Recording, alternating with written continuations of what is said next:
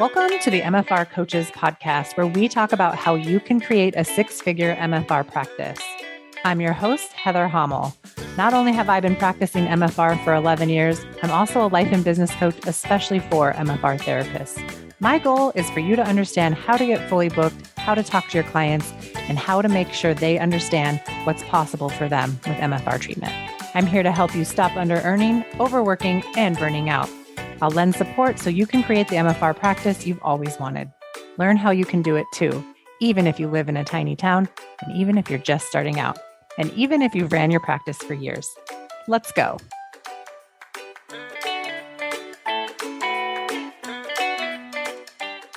Hey, everybody, and welcome back to the podcast. My name is Colette. I'm Heather's podcast manager, and I'm super excited because I have been given the privilege of presenting to you my favorite episode from the podcast.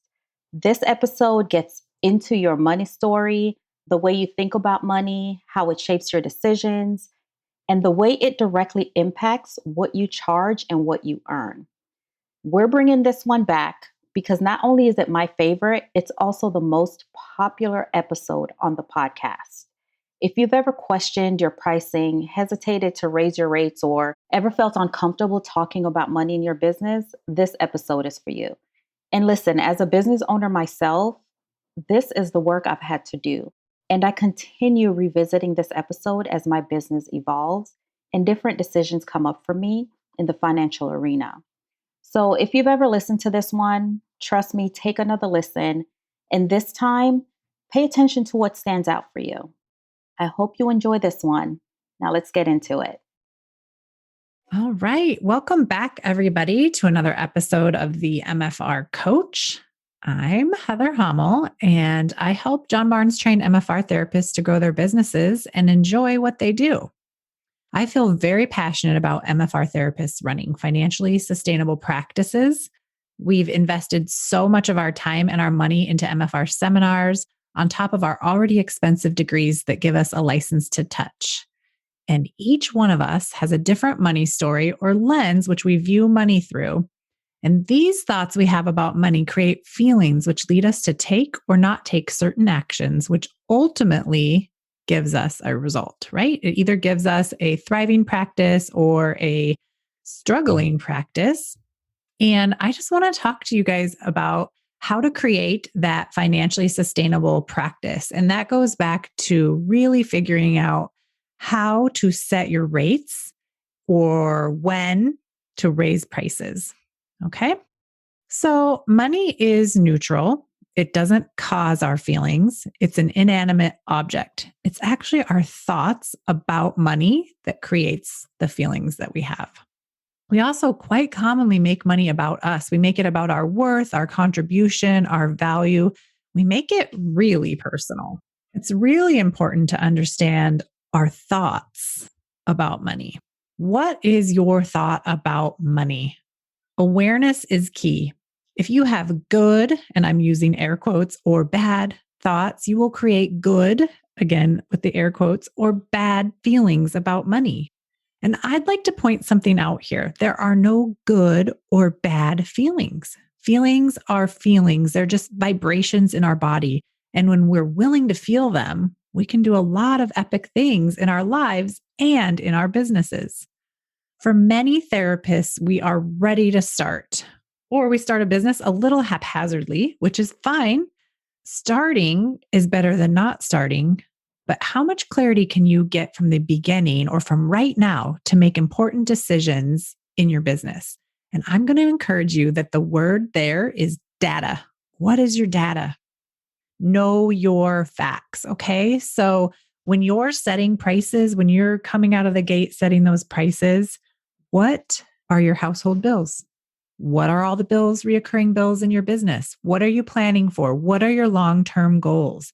Find out the numbers to answer those questions. Take the time to dig through your bank statements, like take 3 months worth of your bank statements and write down all the reoccurring bills that you have.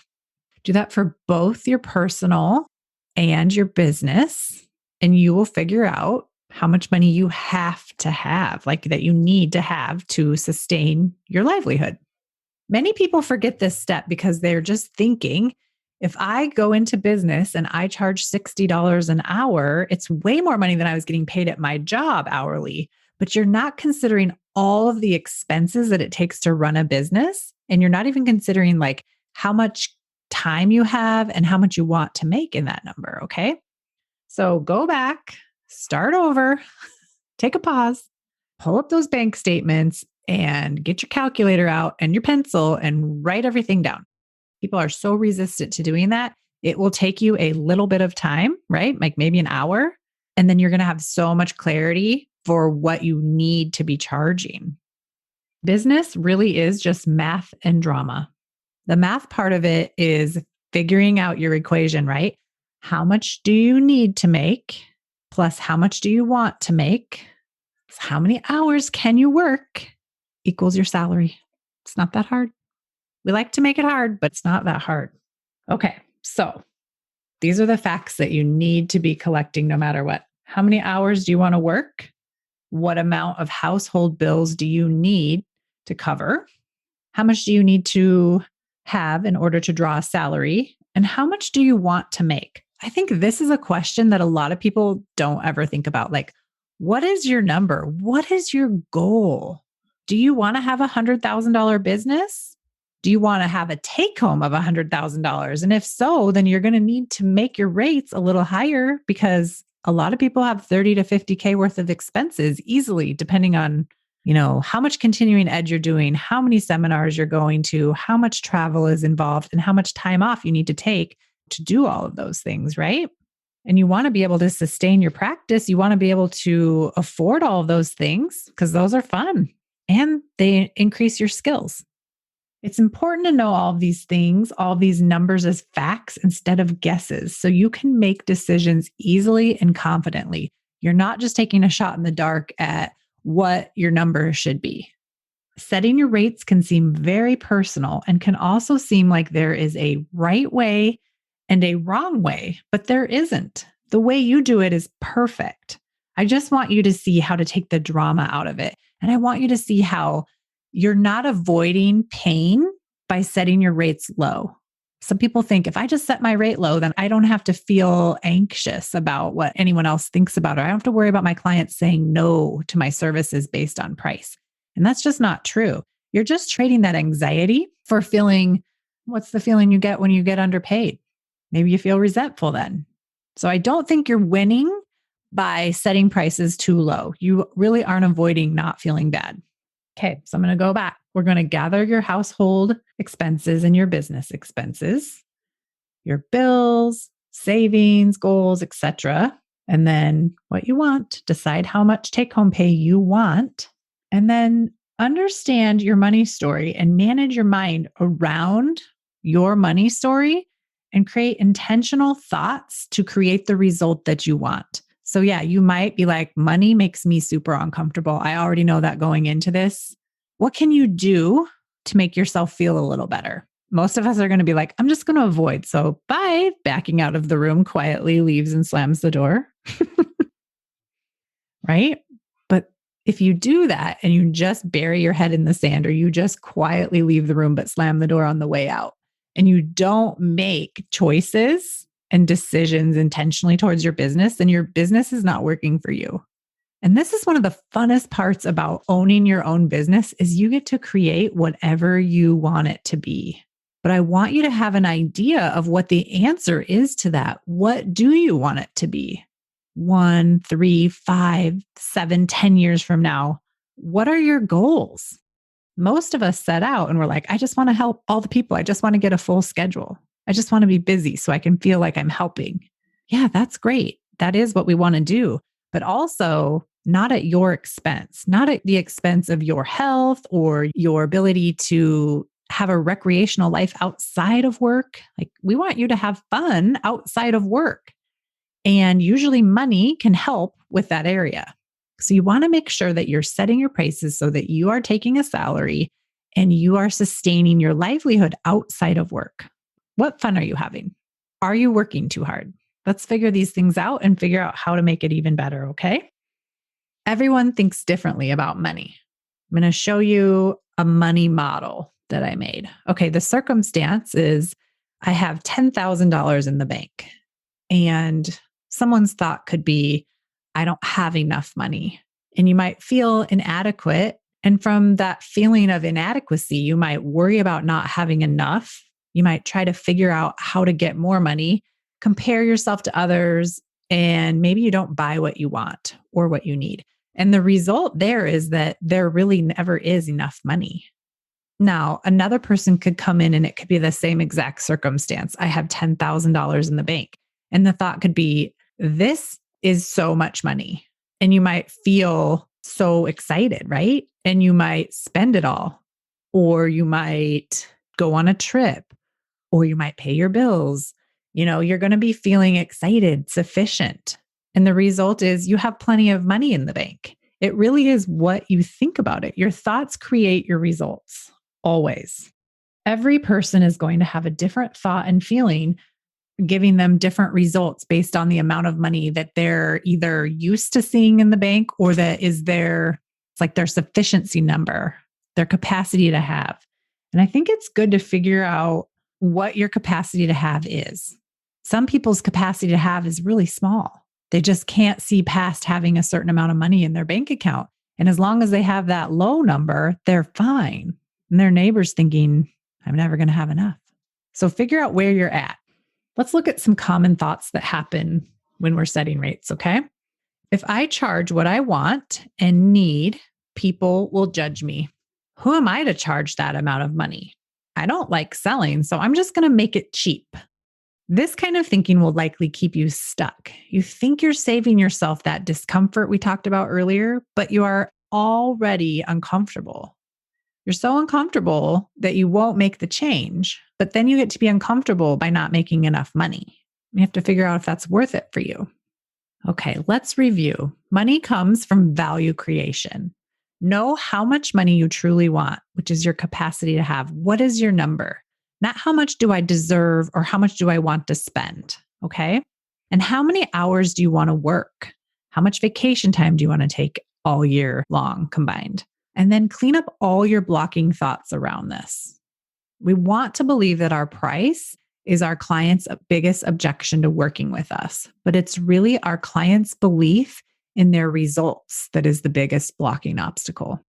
When you get really good at spotting what is going on in your client's mind, like are they having a thought that MFR just isn't for them because they don't know what MFR is and what the results are, like what is possible with MFR? Are they resistant to you, the therapist, because they don't believe you can provide those results? Or do they just not believe enough in themselves that they're going to make it to appointments and get the results that are possible? It could be any of those. And your job is to spot the objection and be able to teach them and educate them, lead them to knowing what is possible with MFR. What is the value of MFR? What are the results that they are actually paying for? Like, could you put a price on being able to sleep all night and go to work every day pain-free? Could you put a price on being able to play with your kids or your grandkids and not suffer afterwards? What is the price of that? So when people are saying no to your MFR therapy, they are not saying no to the price. They're saying no to what is possible. And you need to be able to inform them of that. It's not arguing with them. It's just saying like, hey, I see that you think you can't afford this, but can you afford to miss work? Can you afford to go to all these other appointments that these other modalities are offering you that you're not seeing any results? Can you afford to not give this a try? It's really being able to inform your patients. Be a leader from the beginning of the therapy session through the therapy session to the end. When they go to pay you and they're paying your rate that you've set up, and you're making suggestions about how often they need to come back. And that's another thing about setting your rate. When you feel confident about your rate, you deliver it to your clients like it's the news. Look, this is my beautiful baby. It's my rate. It's my offer. And you think everybody else loves your offer as much as you do, you're going to deliver it like that. Like, hey, look at my baby. Look at my offer. Who wouldn't want this offer? This offer is amazing, right? It's the offer to feel better. And if the client is saying it's the price, they're just saying they don't understand what's available for them with this MFR. And you need to be able to explain it to them without getting caught up and anxious about them saying no. So I like to say, be thankful for the no's because it gives you an opportunity to practice so that you can get more yeses. So no is not a failure. And even if you have a client come in and they're just a one-time client, that's still not a failure because you can then review what went well in that interaction for you with that patient, what didn't go well for you and the patient, and what could you do differently next time. And when you get really good at writing this kind of review after you interact with patients, like I would write it out and see, what do you come up with from that? So then the next time when somebody comes in with the same objection, you can handle it even better because you'll have had that practice. And also take note, like, how do you feel during this interaction? How did you feel going into the treatment session with the client? Were you anxious? What were you thinking about? Were you worried about your price while you were treating them? And it's okay if you were. You can do your myofascial release work and give an amazing session, even with a brain that's still going a little crazy about your prices. That's okay. You don't go from 0 to in love with your price in 5 minutes. It might take you a while to get there, but I want you to keep thinking about the price you've set and keep building these love feelings for it so that you are so in love and so confident about it that it literally doesn't stop you in your tracks when anyone says anything about it because you like your reasoning behind it so much, it just literally doesn't matter. And that is the best way to feel about your rates. We don't go ask our neighbors what they think about it or ask our parents or ask other therapists what they think about it because then they're giving you their opinion based on their own convoluted money story too. It's enough that you have your own lens about money and you're making these critical decisions about your business. You don't need anyone else's crap on top of that. Okay. So be willing to be uncomfortable and sort through your own money issues in order to figure these things out. All right. I hope this was helpful for you. I love talking about money and I'm going to be back with even more stories on setting rates and the drama that goes with it in future episodes. All right. See you guys next week on the MFR Coaches Podcast. Bye. Thanks for listening to the MFR Coaches Podcast. If you're ready to grow your myofascial release practice, make sure to sign up for my next free training. These live webinars are designed to help you take real steps towards building a fully booked, profitable business. You can save your seat and find the latest dates at themfrcoach.com/webinar. And if you're looking for more support, the Foundations program is now open year-round. Inside, you'll get coaching, tools, and community to help you get fully booked and stay that way without burning out. One last thing before you go. My brand new book, Your MFR Practice Starts Here, is now available. It's a must-read for any MFR therapist who wants to build a business that actually works. You can grab your copy on Amazon and get your companion guide by going to themfrcoach.com/book. Start implementing right away. I'll see you in the next episode.